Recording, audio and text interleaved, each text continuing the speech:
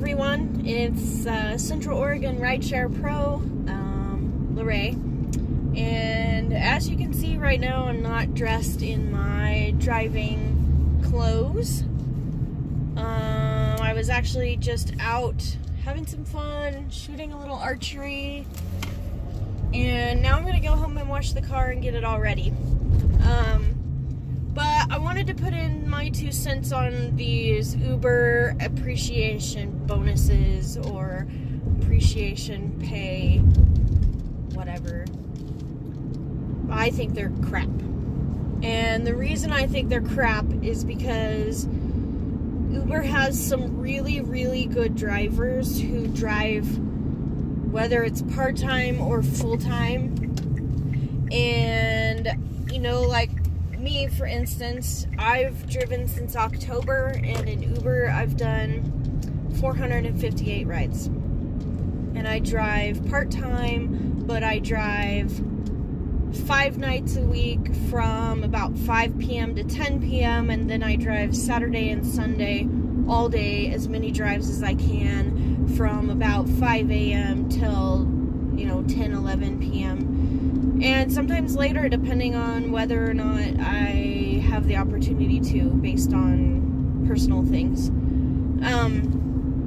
But 450 rides, and I started the weekend before Thanksgiving.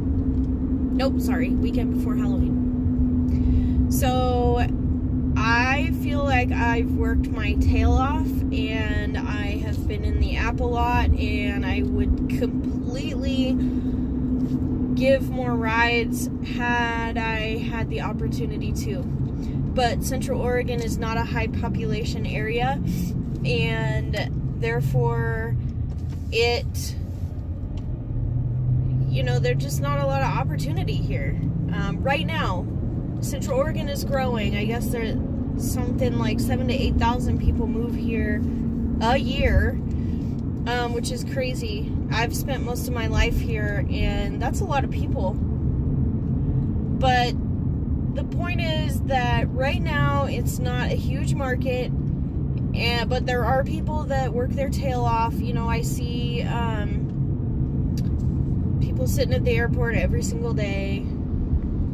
They're sitting in the bum lot, which we don't have a bum lot. And in fact, I should take you over there or take a video and just kind of show you what ours looks like. At any given time, there's anywhere between 7 to 9 cars.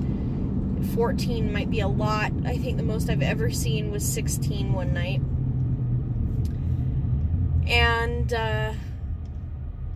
yeah, so what I think Uber should have done, especially in these smaller markets where there's just not, there literally is no possible way, unless you are sitting in your car every single day, in the busiest part of town, 24 hours a day, that you could make even the $500 bonus.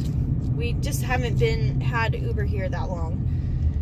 And so, what I think they should have done, in my opinion, is they should have given us a per ride bonus.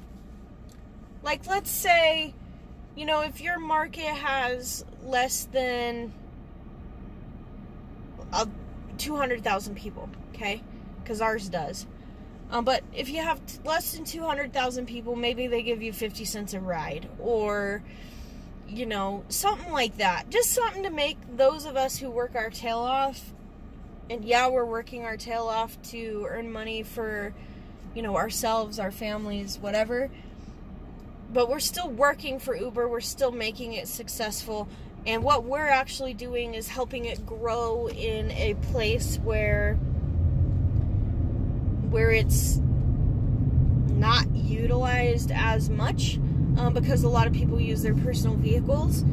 And that's not to say that income isn't a factor. Like where I live in Central Oregon, it definitely is. But if you go down south to Bend, which is about 17 miles away, there's a lot of rich people there. And so, how about we make those of us in a smaller market that don't have the opportunity to just grind ride after ride after ride, give those of us in those kind of markets an opportunity for a bonus. Anyway, what do you think? As a driver, as a rider in Central Oregon, what do you think maybe Uber should have done to make it good or recognize those of us in these smaller markets? Leave me a comment. As always, like this video, please. Subscribe to my channel.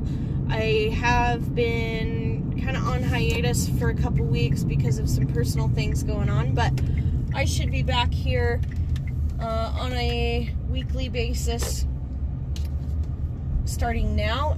But I want to see your guys' thoughts. What do you think Uber should have done in a smaller community? And if you don't live in Central Oregon, that's fine. Still comment. Let me know how you feel.